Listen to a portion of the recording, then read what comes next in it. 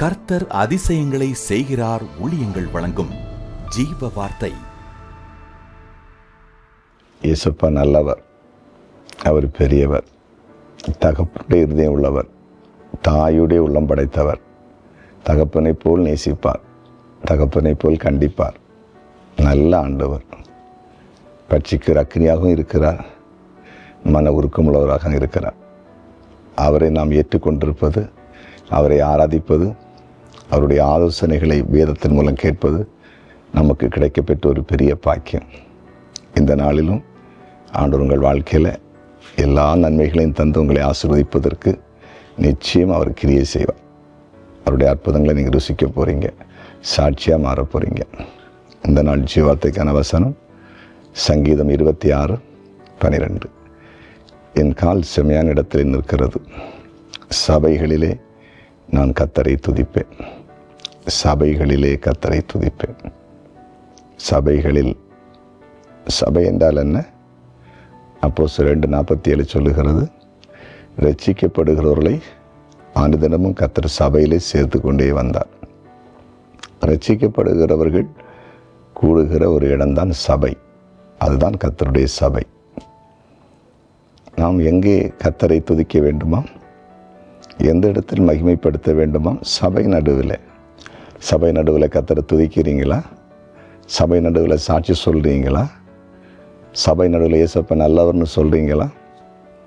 நாங்கள்லாம் வளர்ந்த காலத்தில், ஆவிக்குரிய கருத்தில் வளர்ந்த காலத்தில், நாங்கள் ஜெப வீட்டுக்கெல்லாம் செல்லும்போது, குறிப்பாக நாங்கள் ஆராதிக்க செல்லுகிற ஆவிக்குரிய ஆராதனையில் சபையில் ஒவ்வொரு ஞாயிற்றுக்கிழமையும் சாட்சியில் வைப்பாங்க.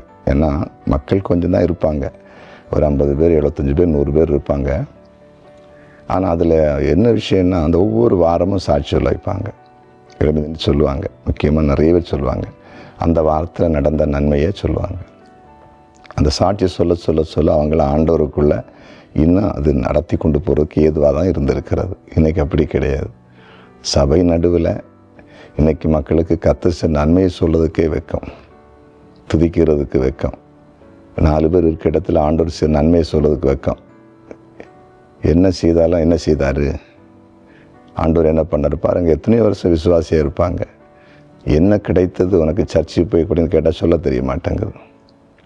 ஒரு சகோதரி திருமணம் முடிந்து புருஷன் விட்டு போயிட்டாங்க. ஒரு சில வாரத்துக்குள்ளே அந்த புருஷனுக்கு வீட்டில் அவங்க கேட்டாங்களாம், நீ சர்ச்சுக்கு போகிறவன் என்ன கிடச்சிதுன்னு. ஏன்னா அவங்க அப்போ தான் கல்யாணத்துக்காக அவங்க ஆண்டவர் அறிஞ்சிருக்க ஆண்டவர்கிட்ட வந்திருக்காங்க.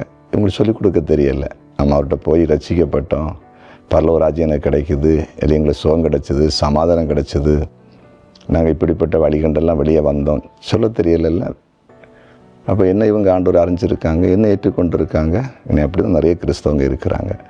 சபை நடுவில் கர்த்தரை உயர்த்த பழகுங்க, சொல்ல பழகுங்க, அவரை துதிக்க பழகுங்க, அவரை மேன்மைப்படுத்த பழகுங்க. அதுதான் கிறிஸ்தவ வாழ்க்கை. அது மேன்மையாக நம்மை கொண்டு வரும். புரியுது அவங்களுக்கு? அந்நாள் குழந்தை கிடைத்து அந்த பால் மறந்து அந்த பிள்ளையை கொண்டு ஆலயத்தில் விட்டுட்டு அவள் கர்த்தரை துதித்தான்னு 1 சாமுவேல் 2 அதிகாரத்தில் இருக்குது, படித்து பாருங்கள். கர்த்தரை துதித்து மகிமைப்படுத்தினாள். இன்றைக்கி ஒப்பு கொடுப்பீங்களா? நான் சபை நடுவில் இன்னைக்கு கர்த்தரை மகிமைப்படுத்துகிற ஒரு நபராக இருப்பேன் அப்படின்னு சொல்லி ஒப்பு கொடுப்பீங்களா? கர்த்தர் பெரிய காரியங்களை செய்வார். ஜெபிப்போமா? ஜெபிக்கலாம். எங்கள் அன்பு ஆண்டவரே, உமக்கு நன்றி.